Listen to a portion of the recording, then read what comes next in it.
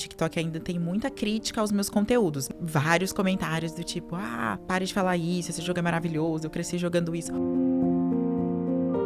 Eu acho que a informação, ela tem que ser para todos, né?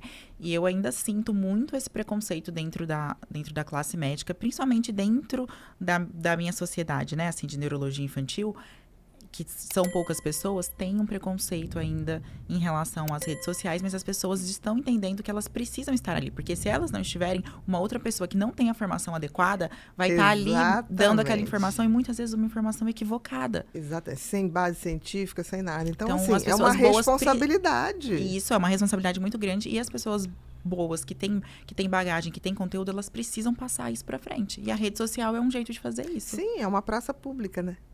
Eu fico pensando, assim, se tivesse rede social na época de Platão, Sócrates, a gente ia levantar todo dia de manhã, vamos ver o que Sócrates tem para dizer hoje. Ia ser maravilhoso, Ia ser maravilhoso. Isso é uma praça, né? Uma grande praça, rede social, que dá para ser bem usada.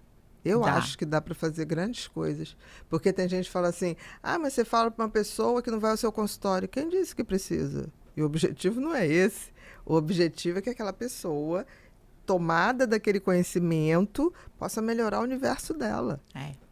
Né? Agora, doenças raras, vai precisar. E não vai precisar de um suporte governamental mesmo, porque doenças raras você não consegue sozinha. Não, de jeito nenhum. Entendeu? Então, assim, que bacana, né? Que as pessoas estão acordando para isso, e eu acho que está funcionando dessa maneira. Eu estava lendo uns artigos que dizem que aquele pico de overdose de informação inútil das redes sociais, que tem, não estou aqui fazendo nenhuma crítica, cada um coloca, é uma praça democrática, tá? Mas existem coisas do tipo, estou jantando isso, estou não sei o quê, estou não sei aonde. Fico olhando e falei, gente, eu me acho tão desinteressante para ficar postando o que eu estou fazendo. Porque todo mundo faz o que eu faço. A comidinha é tão básica, sabe? Então, assim, eu me vejo impelida a falar algo que eu acho que pode somar na vida da pessoa. E eu estava vendo que esse conteúdo, por conteúdo, tá em baixa muito grande. Exatamente. E o que está subindo são aqueles conteúdos que as pessoas estão vendo que agrega alguma coisa na vida delas. Então, eu acho que devagarzinho a gente está trazendo para as redes sociais uma função social mesmo. Não é social de, você é minha amiga, sou sua amiga. Não, é social de conteúdo. De trazer um conteúdo que agregue alguma coisa. Exatamente. Eu vejo esse movimento acontecendo também. Em todas as redes, né? Inclusive, até nas redes que são conhecidas por vídeos muito curtos e conteúdos, né, ali que não vão agregar, tem já uma busca por conteúdos de mais qualidade. Eu acho que as pessoas já saturaram mesmo. Elas já estão saturadas de ficar só ali no scroll, né? Rodando conteúdo que não agrega em nada. Exatamente. E aí já estão entendendo que eu posso buscar informações de qualidade dentro das redes sociais. Né? Você está falando isso? Eu estava outro dia voltando de São Paulo, e aí eu vim com meu filho e minha nora, ele, vamos de carro, vamos, tá bom, vamos. Aí fomos de carro, que a gente vai parando, aí a gente parou num Starbucks, acho que na altura ali de Resende, alguma coisa assim. Aí eu só sei que eu estava lá, ele foi pegar, eu fiquei com a minha nora na mesa, aí ele foi pegar, não, deixa que eu pego as coisas. Aí, de repente entrou uma turma de colegial mesmo, todos vestidos. Eram uns 40, 50, aquela invasão. Tipo, a sala inteira mesmo. Aí eu fiquei assim, quietinha, daqui a pouco um olhou pra mim e falou, a mulher dos psicopatas do TikTok.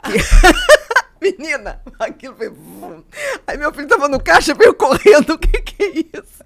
Aí eu falei, vamos fazer assim, tira uma foto, tira. Tá, a mulher do psicopata. Não falou em nenhum momento meu nome, nada. Falei, tá. Aí eu fui... Tirei com os 40, eram 48, depois, formou os 48. Mas não teve jeito, porque depois... Aí comigo, vamos fazer em duplas. Gente, por Acabou favor, né? que eu não comi, fui comendo no carro. No carro. Mas ao mesmo tempo eu falo, pô, que legal. Tá chegando. De alguma maneira, a informação eles tá chegando. pesquisaram sobre psicopatia. Sabe? Porque meu filho falou, pô, mãe, não sei o que, não deu pra comer. Eu falei, meu filho, pensa no lado oposto. Isso. Olha só, era ali, tinham 14 anos no máximo. 15 no máximo. Então, assim, de alguma maneira a gente está plantando uma sementinha que vai ficar, assim, né? Então, isso eu acho muito legal. Com certeza. Nessa plataforma do TikTok, né, eu vejo que os comentários são muito diferentes dos comentários que vêm, né, no Instagram, por exemplo. Né, no TikTok ainda tem muita crítica aos meus conteúdos. Principalmente quando eu digo, esse desenho aqui não é adequado, troque por esse aqui, né? Esse jogo aqui não é bom. E daí eu recebo vários comentários do tipo, pare de falar isso, esse jogo é maravilhoso, eu cresci jogando isso.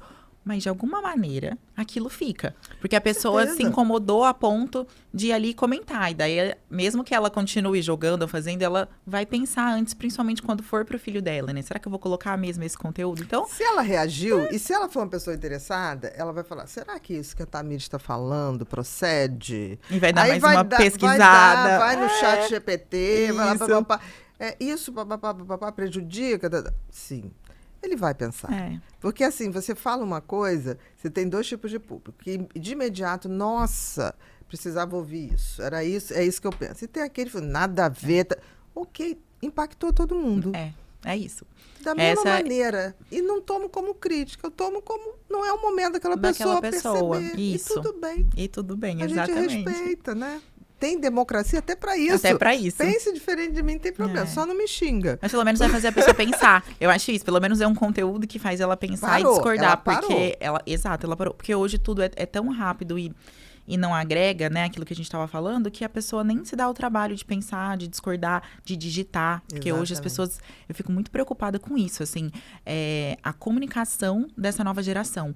Porque além deles não falarem no telefone, isso nem se fala, não existe. Mas não. Até na hora de digitar, é tudo com emojis, as reações são com emojis, é tudo encurtado. E daí aquela pessoa nem fala, nem escreve aquela emoção que ela tá tentando passar ali na mensagem. E, obviamente, isso vai impactar muito quando ela tiver que elaborar, né? O que ela tá sentindo, a hora que ela tiver que ter uma conversa realmente. Eu fico muito preocupada. Se a gente lembrar que com o chat GPT tem criança que não faz mais trabalho, bota lá e cola... Não é que, porque, vamos supor, não é nem copia, né? Igual antes que a gente copiava, né? De algum lugar. Não. Exatamente. Cola.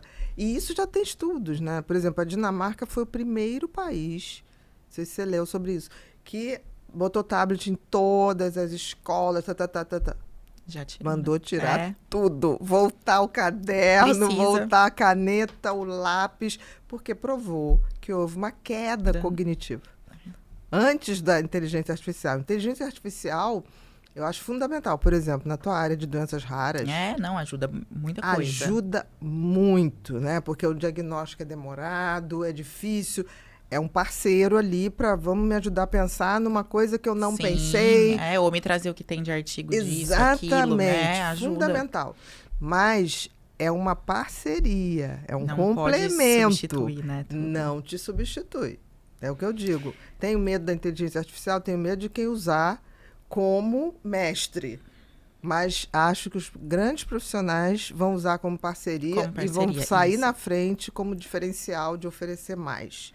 Mais velocidade de diagnóstico, mais destreza de escolha de tratamentos adequados. Imagine dirigir um carro de Fórmula 1 no meio de uma cidade com trânsito caótico igual São Paulo. É exatamente assim que funciona o cérebro de nós que temos TDAH. Você tem um potencial incrível, ideias brilhantes, um coração cheio de boas intenções, mas parece que sempre está preso. Os planos ficam no papel e a vida não anda. Até as coisas mais comuns parecem tarefas impossíveis de serem cumpridas. Mas não precisa mais ser assim. No meu curso Superando o TDAH, eu pego na sua mão e mostro passo a passo como transformar a inquietude de uma mente em uma força poderosa que trabalha sempre a seu favor. São mais de 30 anos de experiência compilados em um método simples e direto para você desbloquear o verdadeiro poder do seu cérebro, transformando cada pensamento disperso em uma peça-chave para atingir objetivos